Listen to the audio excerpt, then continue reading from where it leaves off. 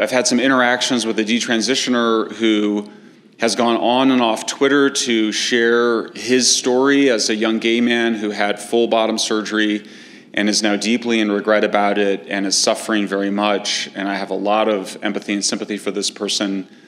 And I described this young man's trauma for my family, and it was like denial. It was just Mike, Mike, you're just doing, what they wanted to know was whether I was going to be nice to the college-age friend of theirs who was non-binary.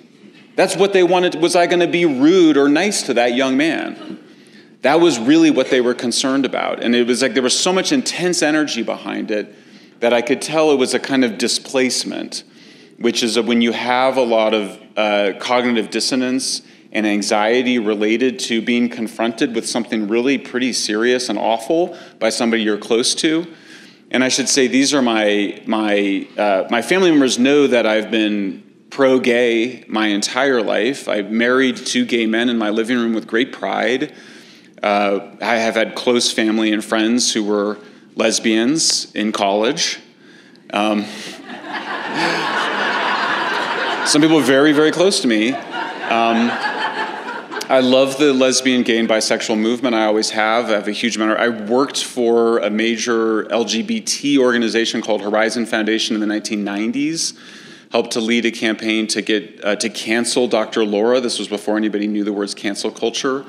I have a strong and long record supporting gay rights, so my family all knows this, but they were very distressed that I might not refer to a non-binary college-age student. I don't think that's actually what they were distressed about. I think they were distressed about what I was telling them about what had happened to this young man and his deep distress that he was just a young gay man, a young femme gay man. That's all he was. And the homophobic relatives in his family persuaded him to engage in full bottom surgery. And now he's really, really suffering, and we're having a hard time staying in touch with him. I shared this story from my heart with my family. They couldn't deal with it. Now, I think there's some reaction to this. You say, well, maybe you got to be nicer about it, or you've got to, I just think that you have to present them with the evidence. In my experience on these issues, it just takes some time, but we used to perform lobotomies on people, with an ice pick through the eye. We did that. There were psychosurgeries. And they went on for too darn long. And these surgeries do not need to keep going on. And we can accelerate the path of ending this process.